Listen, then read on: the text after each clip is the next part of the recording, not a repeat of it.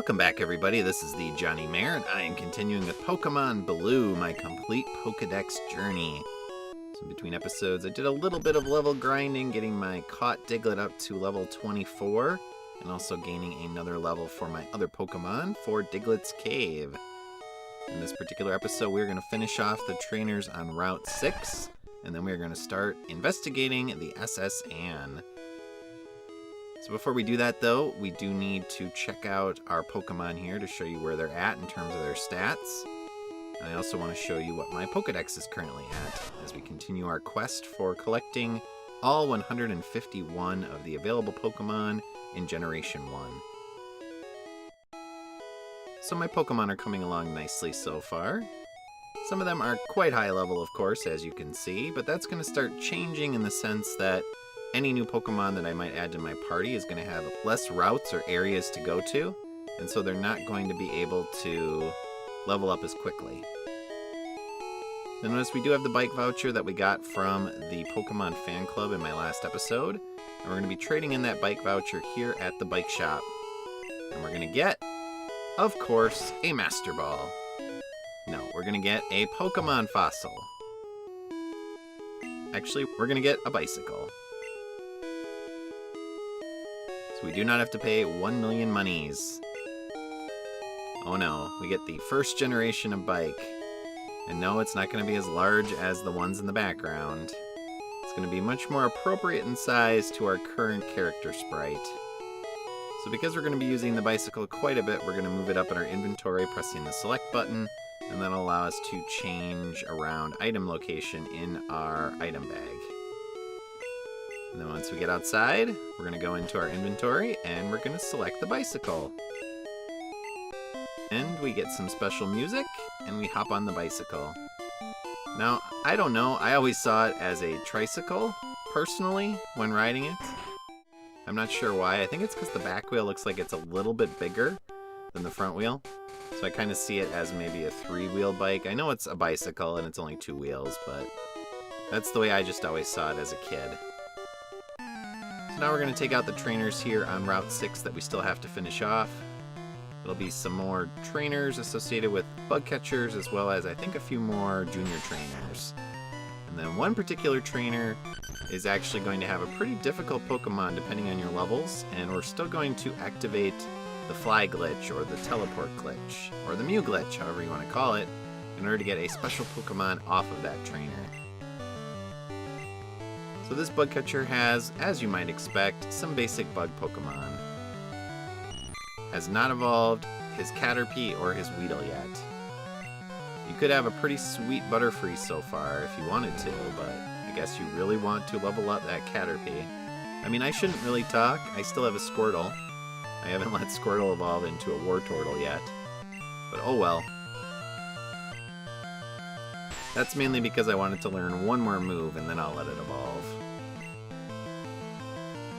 But we're going to start using Dig. Dig is super effective against Poison-type Pokemon. And that is the main reason why we grab Diglett, for its speed and also its access to the Dig ability, which is super effective against certain types. And the one we are most interested in is electric types, which we're going to be facing in the upcoming gym. You do that. Keep collecting a lot of bugs. You can't go wrong with bugs. Let's turn the battle animations back on. I always do turn them off when I grind, and then I sometimes forget to turn them back on. Listen in? I wasn't listening in. Or was I? What were you talking about? Secret stuff? You have one Pokemon. And it's a Squirtle! Nice! Hi, Squirtle. I have a Squirtle as well. It's a great starter. It's not my favorite Gen 1 starter, but it's a good one. And we're gonna hit you with Dig. Unfortunately, it did not take you out because Diglett does not have the greatest attack stat. They are pretty much just speed. That is their one claim to fame. They're essentially the ground version of a Voltorb. And I assume that this person next to you is perhaps your girlfriend, or your friend that is a girl. and you're having a private conversation. About what? Tell me, I'm a friend, I'm a nice guy. You can talk to me. And you actually have 2 Pokemon instead of just 1. Oh, a level 16 Rattata. Interesting. That's going to be pretty tough to beat. Dig. And your Hyper Fang is going to miss. I think the only moves in Gen 1 that can hit Diglett while it's diggling, or any Pokemon that's in the dig animation, is Earthquake and I believe Swift. But I could be wrong. There could be others. And a Pikachu! Hey, let's try out our dig. Don't use Quick Attack. You jerk. The worst is when you face a Pokemon with Quick Attack and you use Dig, and then it uses Quick Attack before you use your attack, and then it somehow survives, and then it uses a stronger attack after you come up from Dig. But we did it! We took out the junior trainers, and now we want to activate the teleport glitch before taking on this next trainer. Alright, so I'm in my glitch state, as shown in previous episodes. We're going to have the trainer walk to us, and then we're going to take it on with one of the more powerful Pokemon in this area, for sure. So this bug catcher actually has a pretty high level Butterfree. He did not make the mistake of not letting it evolve. So it has some pretty nasty sleep abilities. So if you give it a chance, it'll put most of your party members to sleep. Or in this case, it'll poison you. But we don't have to worry too much about that. You'd think Pikachu being, you know, almost 10 levels higher, it would be able to beat Butterfree with 1 Thunder Shock due to type advantage, but Pikachu's special attack is not the greatest, and Thunder Shock is not a very powerful ability. I think you're just lower level. Don't worry too much about it. But we're going to use an antidote so that Pikachu doesn't take sustained damage here, and then we're going to use our teleport ability to go back to Cerulean and see what Pokemon we get.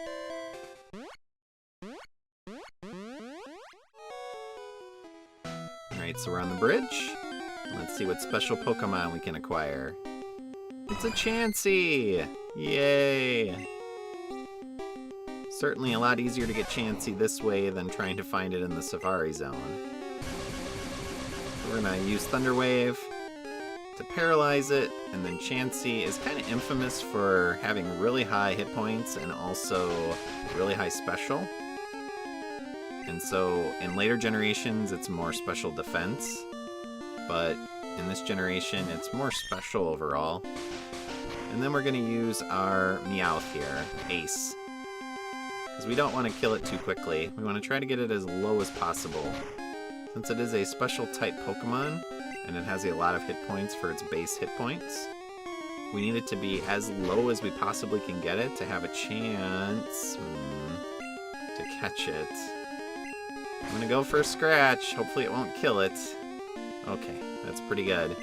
And let's see how many balls it takes. If we're lucky, just 1.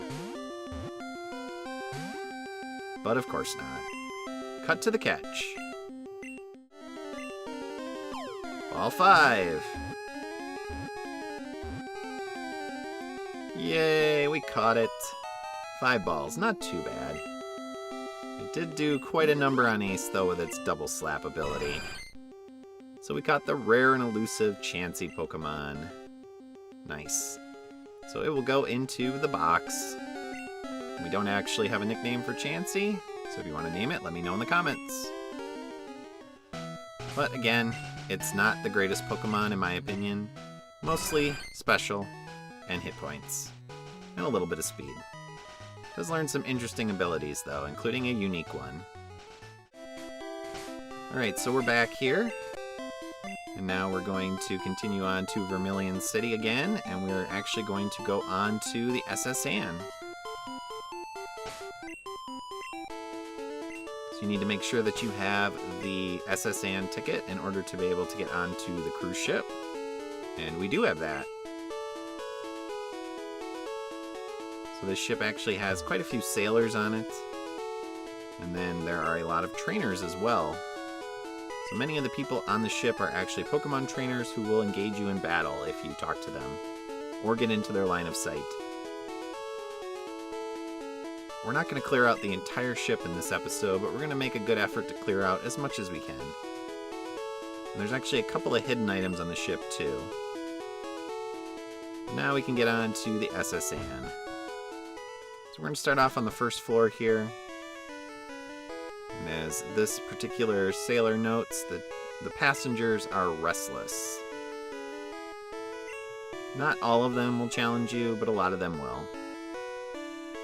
And the first few in these particular first rooms on the right actually have fire Pokemon, which are also weak to ground attacks.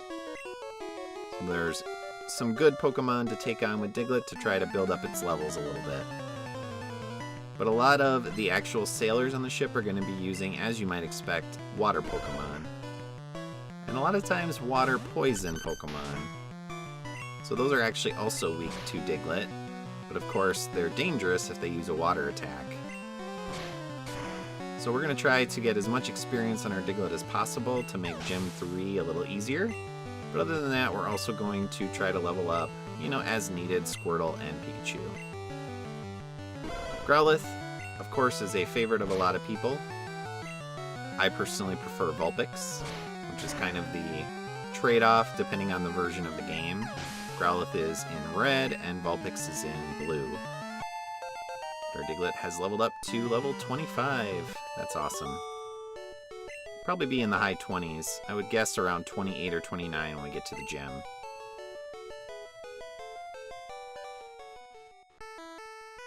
They should be nice to friends. I mean, they're your friends, right? So why wouldn't you be nice to them? Unless I guess you have a toxic personality. How dare you barge in here? I like that. I like that some of the NPCs are actually calling you out for doing things you don't usually get called out for in RPGs. Now he has some poison Pokemon, so they are also weak to ground moves. So this idea that you can just walk into anyone's room or house and do whatever you want, you can just take stuff from them, that's something that, is common in a lot of games, but you don't really get called out for it. Some people say that's the hero tax, so to speak. If you're saving the world, then you should be able to do that in these games. I'm not sure we're really a hero in this game, maybe. We're kind of just a trainer. I actually had a friend in college who created an RPG Maker game that kind of played on that, and so in one of the towns, he actually set up one of the houses with an old man character and a chest, and if you opened the chest and took the item out of it, when you tried to leave the house, the old man would stop you and attack you, and he was like super high level, so he would instantly kill you as a way of playing off kind of that trope. You want a cherry pie. Well, cherry pie is pretty good. It's one of my faves. I'd say I like cheesecake a little bit more, and also French silk pie a little bit more. But I do like cherry quite a bit. And depending on the time of year, a little pumpkin. Oh, hello, Wigglytuff. It's nice to travel with something that you like a pet. I guess Pokemon are pets, maybe. I don't know. Bonjour! You are le waiter of the ship, eh? You'll serve me anything? Really? Alright, some ice cream, please. No, I'm not silent. I'm talking to you. Hey, I'm talking to you. Ice cream. Unfortunately, we are silent. And these are 2 more trainers. Let's take them on. And then we see an item ball there, too, so let's grab that. Do I love Pokemon? Yeah, I do. What do you got? More poison types. Perfect for Diglett. It's almost like this was planned. Like I knew about this ahead of time. Now when you see a Nidoran male, do you see that as a hole on their head that their little horn is coming out of in this particular generation's animation picture? Or do you see it as, like I do, like dripping poison? I'm pretty sure it's not dripping poison, but that's what I see when I look at that picture. TM8, one of my favorites. One of the strongest TMs in the game, especially if you're running a normal type. And it has Body Slam. Very powerful ability that can also paralyze. So I think there's actually an interesting interaction with that in Gen 1. Now, I'm not sure if this is in Gen 1 or maybe later generations, but I think electric Pokemon, especially in later games, cannot be paralyzed with electric moves. They might be able to in Gen 1, but I don't think normal Pokemon can be paralyzed by Body Slam. But again, I could be wrong. That might be a later gen thing in some of the later games in the series.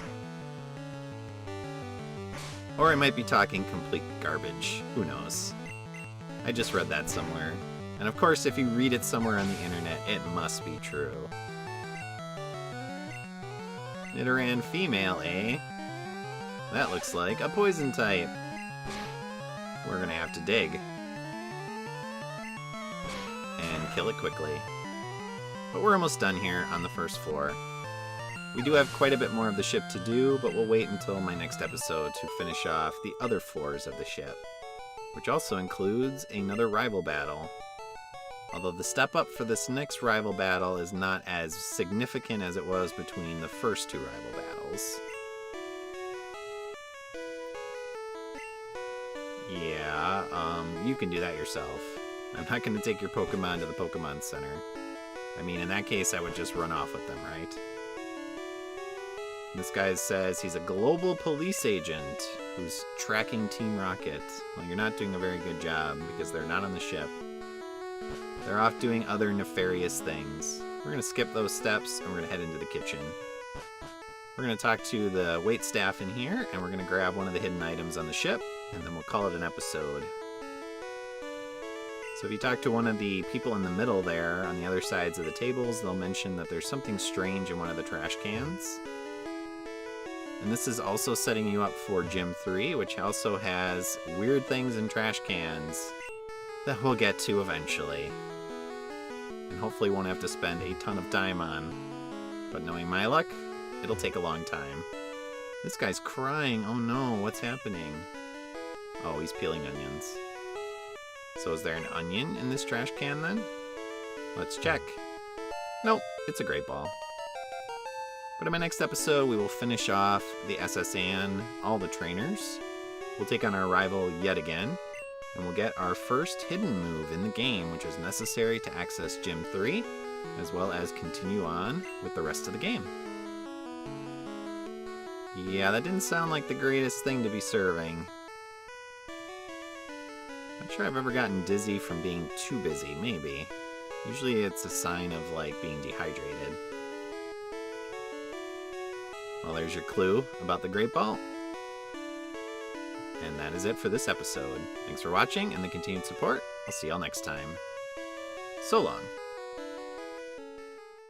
Thanks for watching. If you enjoyed this video, please press like and leave a comment below. Please also subscribe to my channel and press the notification bell. See you next time.